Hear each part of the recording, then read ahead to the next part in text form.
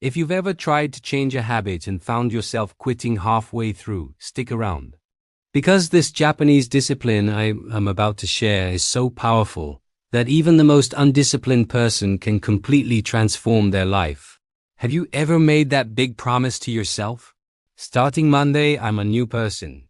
You're going to wake up at 5 a.m., hit the gym, eat salads, read a book a week, and finally start that side hustle. It sounds amazing, right? And for about 2 days, you feel like a superhero. You're on top of the world. Then, day 3 hits.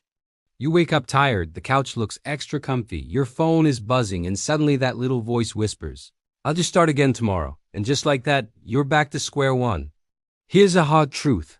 The problem isn't that you're lazy.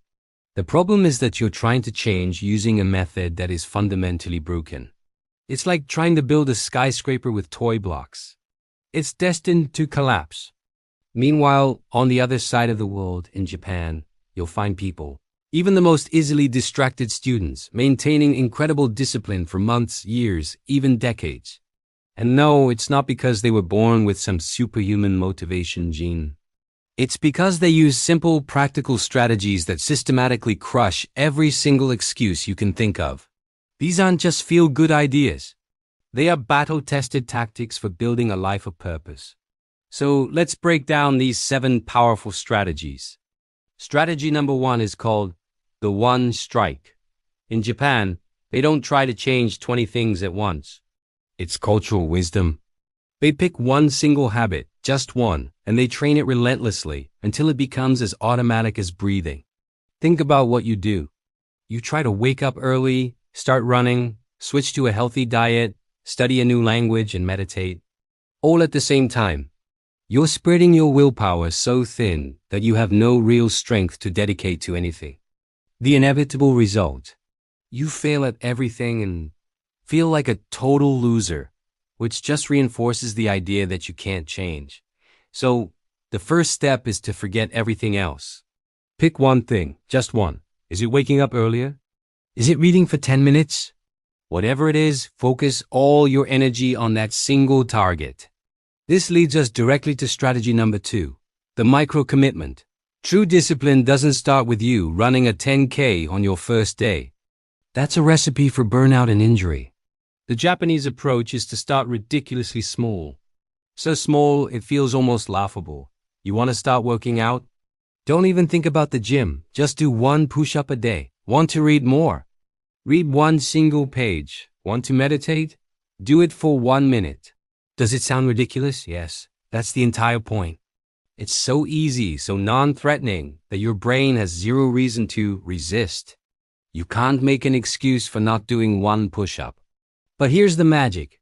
After a month of doing that 1 push-up every day, you've built a habit. You've created a neural pathway. And a true habit, my friend, is nearly impossible to stop. It becomes part of your identity. Next up, strategy number 3 is the sacred ritual. Focus doesn't just magically appear when you need it. It has to be summoned. This is about creating a powerful connection between your environment and your actions. In Japan, the environment itself becomes the command. You do the same thing at the same time in the same place, triggered by the same cue. For example, every morning you sit at your kitchen table and the first thing you do is open your journal. The act of sitting at that table at that time becomes the trigger. Your brain immediately knows it's time to write. It's time to act. You're not relying on a fleeting feeling of motivation. You are using a physical, repeatable ritual to eliminate the chance for laziness to even get a word in. Your space commands your focus. Strategy number 4 is 1% a day, also known as Kaizen. This isn't some fluffy, poetic idea. It is aggressive, relentless mathematics. The concept is simple. Get just 1% better every single day. That doesn't sound like much, does it? But let's look at the numbers. If you improve by 1% daily, by the end of 1 year, you won't be 365% better. Thanks to the power of compounding, you will be over 37 times better than when you started. And you don't need to wait 365 days to see the change. Let's say you commit to just 5 extra minutes of focused work a day. Within a month, you're already a different person. You've logged over 2.5 hours of progress that you wouldn't have otherwise. It's about small, daily, consistent efforts done without an audience, without needing applause. By the time other people start to notice your transformation, it's already too late for them to catch up. Now for a crucial one, strategy number 5 is cut the excuses. This is where so many people fail. You say you want discipline, but you keep your life cluttered with everything that distracts you. Your phone is right there on your desk, notifications buzzing every 2 minutes. The TV is on in the background. Your friends are calling you to go out every night when you've committed to studying. Building discipline isn't just about adding good habits. It's more about eliminating the bad ones. You have to be ruthless. Before you even try to build a new routine, you must first clean up your life. Create an environment that supports your goals, not one that sabotages them. Put your phone in another room. Cancel the streaming service for a month. Tell your friends you're unavailable during your focus hours. Discipline is subtraction, not just addition. Strategy number 6 is something we all need to hear, the instant restart. So you messed up. You skipped a day. You eat the junk food. You hit the snooze button. What happens next is what separates the successful from the wannabes. The typical response is to throw your hands up and say, well, I've already ruined it. I'll just start again next week. Or next month. The Japanese discipline approach is completely different. They simply start again the very next day as if nothing happened. There is no guilt, no drama, no self-punishment. A single misstep doesn't define the journey. True discipline is the ability to get back on track within 24 hours, not 24 weeks.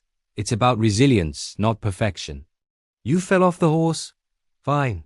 Get back on tomorrow. End of story. Finally, we arrive at strategy number 7. Respect the process. This is a deep philosophical shift. In Japan, there is a profound respect for every single step of a process, viewing it as an integral part of the final result. They honor the training, the practice, the repetitive tasks. You, on the other hand, probably just want the prize. You want the six-pack, but you don't want the daily workouts. You want the A+, but you hate the hours of studying. You want the successful business, but you despise the cold calls and the boring administrative work. Without respecting the process, you will forever remain a tourist in the world of people who actually build and achieve things. You have to learn to find satisfaction and meaning in the work itself, not just in the eventual reward. So, while you're sitting there, waiting for a burst of motivation to strike you like lightning, someone in Japan is quietly applying these 7 strategies. Today, tomorrow, and for the next year, they're making their 1% improvements. They're honoring their rituals. They're restarting instantly after a mistake. And a year from now, the difference between you and them will be so massive, so incomprehensibly large, that you'll probably just look at their success and call it luck. But it isn't luck. It's discipline. And now you have the exact blueprint to build it for yourself. The only question is, will you use it? Thanks for watching. If this video gave you a new perspective, make sure to like and subscribe for more content that helps you build a stronger life.